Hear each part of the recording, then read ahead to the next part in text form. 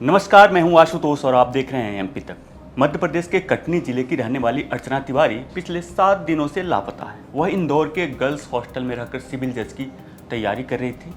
अर्चना train से रक्षाबंधन पर कटनी आ रही थी, लेकिन रास्ते में वो कहाँ चली गई पता ही नहीं चला। ना ट्रेन में उनका सुराग मिला और ना ही स्टेशन पर।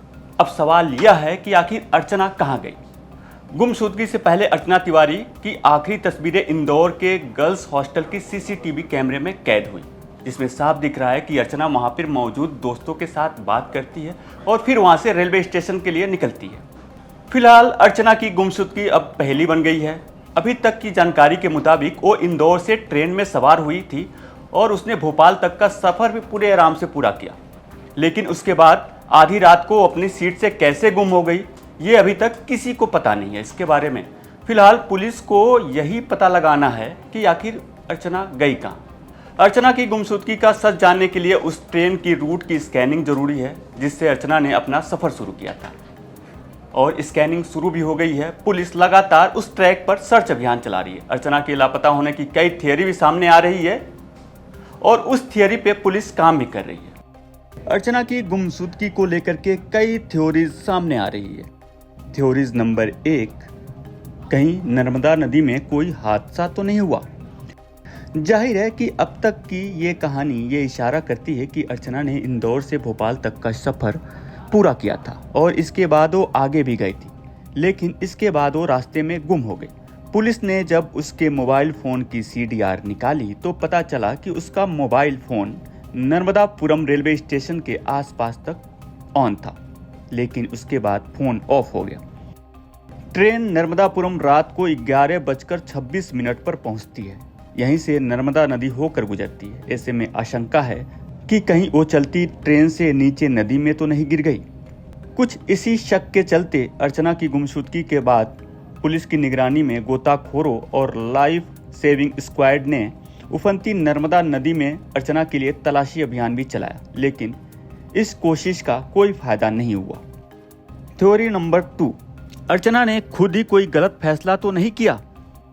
ट्रेन से नीचे गिरने की आशंका के बीच एक थ्योरी इस बात की भी है कि कहीं अर्चना ने खुद ही अपनी जिंदगी के साथ कोई गलत फैसला तो नहीं कर लिया, लेकिन पुलिस को अब तक की जांच में इस थ्योरी को सपोर्ट करने वाली कोई बात पता नहीं चली है। थ्योरी नंबर 3, क्या जंगली इलाके में किसी हादसे की शिकार हुई। भोपाल से नर्मदापुरम तक नर्मदा एक्सप्रेस का पूरा रूट घने जंगलों वाले इलाके से होकर गुजरता है। कई बार इंसान आधी रात को नींद के झोंके में वॉशरूम जाने के लिए अपनी सीट से नीचे आता है, और चूंकि वॉशरूम दरवाजे के पास होते हैं तो मुसाफिरों के चलती ट्रेन से नीचे गिरने के मामले भी सामने आते हैं। ऐसे में एक आशंका ये भी है कि कहीं अर्चना के साथ इसी जंगली इलाके में कोई अनहोनी तो नहीं हो गई। वैसे भी इस इलाके में तेंदुओं के साथ साथ टाइगर का भी मूवमेंट होता रहता है। हालांकि MP पुलिस जंगल में अब सर्च अभियान चलाना शुरू कर दिया। थ्योरी नंबर 4, क्या चलती ट्रेन से किसी ने अर्चना को अगवा कर लिया। किसी भी मामले की तफ्तीश में वैसे तो पुलिस सारे ऑप्शंस खोल कर चलती है। ऐसे में इस ऑप्शन से भी इनकार नहीं किया जा सकता।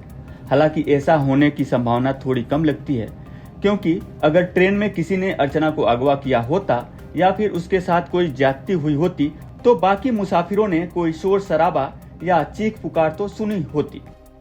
थ्योरी नंबर 5, क्या अपनी मर्जी से कहीं चली गई अर्चना। आमतौर पर नौजवान लड़के लड़कियां अपने घरों से बगैर किसी को बताए तभी कहीं गायब हो जाते हैं जब वो किसी के अफेयर में हों या घर वाले रिश्ते को रजामंदी देने से इनकार कर रहे हों। लेकिन अर्चना के साथ ऐसी कोई बात अभी तक सामने नहीं आई है। पुलिस ने उसके मोबाइल नंबर के CDR की जांच की है, जिसमें उसका किसी लड़के के साथ लंबी या देर तक बात करने का कोई प्रमाण नहीं मिला है। ऐसे में लव अफेयर में उसके कहीं चले जाने का कोई फिलहाल सुराग नहीं मिल पाया है। जाहिर है इन तमाम थ्योरीज के बावजूद भी अर्चना का कोई पता नहीं चल रहा है। अर्चना का केस उलझता जा रहा है। अर्चना के घर वाले काफ़ी परेशान हैं। पुलिस उन्हें जहां बुला रही है वो वहां जा रहे हैं। आम लोगों को शहर की एक होनहार बेटी के गुम होने की चिंता है, लेकिन सच्चाई यही है कि अभी तक अर्चना का कोई पता नहीं चल पाया है। अर्चना की तलाश जारी है, लेकिन अर्चना की गुमशुदगी की पहेली जस की तस बनी हुई है। मध्य प्रदेश से जुड़ी तमाम बड़ी खबरें देखने के लिए देखते रहिए एमपी तक।